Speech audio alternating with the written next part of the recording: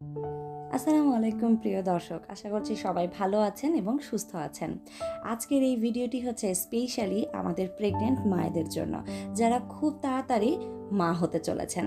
আজকের এই ভিডিওটা স্পেশালি আমি তাদের জন্য কিছু উপকারী তথ্য দিয়ে তৈরি করেছি, যা আপনাদের এই সময়টাতে জানা থাকলে অনেক বেশি উপকার আসবে। আর তা হচ্ছে প্রসবের সময় নিজের জন্য হাসপাতালে যাওয়ার পূর্ব প্রস্তুতি। পরিবারের নতুন অতিথির আগমন নিঃসন্দেহে আনন্দ এবং উত্তেজনার। এই সুন্দর সময়টি নিশ্চিন্তে কাটানোর জন্য দরকার কিছু পূর্ব প্রস্তুতি।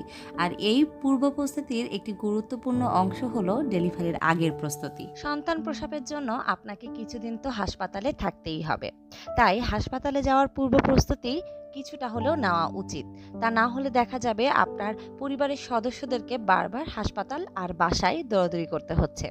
এটি যদি হয় আপনার প্রথম সন্তান, তাহলে আপনি অনেক কিছু সম্পর্কে অবগত নাও থাকতে পারেন। আজকের এই ভিডিওতে আমি তৈরি করেছি আপনাদের জন্য এমন কিছু তালিকা, যা আপনাদের প্রয়োজনীয় সময়টাতে অনেক বেশি কাজে লাগবে। চলুন তাহলে জেনে নেওয়া যাক। প্রসবের জন্য ডেলিভারির ডেটের সম্ভাব্য তারিখের অন্তত ৩ সপ্তাহ আগে থেকেই এই পরিকল্পনা শুরু করে দিন। প্রসবের জন্য হাসপাতালে থাকার প্রয়োজনীয় জিনিসগুলো আগে থেকেই ব্যাগে গুছিয়ে নিন। আপনাদের চেকআপের সকল কাগজপত্র অবশ্যই সাথে নিয়ে যাবেন, যেমন prescription, ultrasonogram report, blood report ইত্যাদি। আপনাদের যদি এর আগে অপারেশন হয়ে থাকে সেটার কাগজপত্র, বিশেষ করে কোনো জটিলতা হয়ে থাকলে সে সংক্রান্ত প্রয়োজনীয় কাগজপত্রগুলো নিয়ে নিন। এক্ষেত্রে অবশ্যই আগের বারের কাগজ এবং বর্তমান গর্ভকালীন কাগজপত্র আলাদা করে গুছিয়ে নিন। সম্ভব হলে দুটি আলাদা আলাদা ফাইলে রাখুন।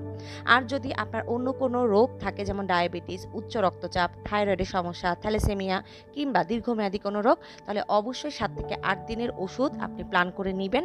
এবং সেখানে যদি আপনার কোনো প্রেসক্রিপশন থাকে বা চিকিৎসকের কাছ থেকে কোনো সতর্ক বা সাবধানতা থাকে, সেগুলো কিন্তু অবশ্যই সাথে নিয়ে যাবেন। হাসপাতালে পড়ার জন্য ঢিলাঢালা এবং আরামদায়ক 3-4টি পোশাক নেবেন, যেটা পরে আপনার নড়াচড়া অথবা চলাফেরা করতে কোনো সমস্যা হবে না। অবশ্যই সেগুলো সুতি পোশাক হলে ভালো হয়। এক্ষেত্রে সামনে হুক অথবা বোতাম দেওয়াটা খুব জরুরি, কারণ বাচ্চা জন্মদানের পর তারা বুকের দুধ খাবে। এ সময় বড় গলা, হাফ হাতা জামা, ম্যাক্সি ড্রেস পরতে পারলে ভালো। সঠিক সময়ে প্রেশার মাপতে, ইনজেকশন দিতে অনেক সুবিধা হবে।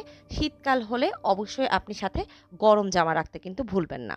আর নিচে পরার জন্য পেটিকোট নিতে পারেন 3 থেকে 4টা, এতে প্রসব পরীক্ষা করা কিংবা প্রসবের পাইপ পরানোর জন্য সুবিধা হবে। আর সম্ভব হলে 2 জোড়া স্যান্ডেল নেবেন, একটি হাসপাতালে নর্মাল হাঁটা চলার জন্য আর একটি ওয়াশরুমে যাওয়ার জন্য। আর অবশ্যই স্যান্ডেলটা যাতে স্লিপারি না হয় সেটা দেখবেন। হাঁটা চলা একটু সাবধানে করবেন এবং এই সময়টা যদি শীতকাল হয় তবে অবশ্যই সাথে মোজা রাখবেন। এবং 2 থেকে 3টি ব্রা সেট নেবেন, যেহেতু সন্তান জন্মের পর বুকে দুধ খাওয়ানোর প্রয়োজন পড়বে। সম্ভব হলে নার্সিং ব্রা সাথে রাখতে পারবেন, তাতে করে সুবিধা হবে। এছাড়াও 2 থেকে 3 প্যাকেট ভালো শোষণ ক্ষমতাযুক্ত ম্যাটারনিটি প্যাডগুলো নেবেন, অথবা স্যানিটারি ন্যাপকিন। ম্যাটারনিটির প্যাড একটু বড় হয়, সেক্ষেত্রে সুবিধা পাবেন। সম্ভব হলে একটা পানি গরমের ফ্লাক্স নিতে পারেন এবং পানি খাওয়ার জন্য জগ অথবা বোতল সাথে সঙ্গে রাখতে পারেন। প্রিয় হবু মায়েরা, আপনারা নিত্য প্রয়োজনীয় জিনিসগুলোও আলাদাভাবে নিবেন, যেমন ব্রাশ, পেস্ট, টিস্যু পেপার, চিরুনি, সাবান, ছোট শ্যাম্পুর প্যাকেট অথবা face wash, liquid hand wash, গামছা, নরম তোয়ালে নিতে পারেন, ছোট একটা বোতলে আলাদা করে শ্যাম্পু নিতে পারেন। এগুলা কিন্তু অনেক কাজে আসবে। এছাড়াও বিছানার চাদর, বালিশ, কাঁথা, কম্বল এগুলাও নিতে পারেন। অতি গুরুত্বপূর্ণ জিনিস হচ্ছে মোবাইলের ফোনের চার্জার এবং রিচার্জ কার্ড।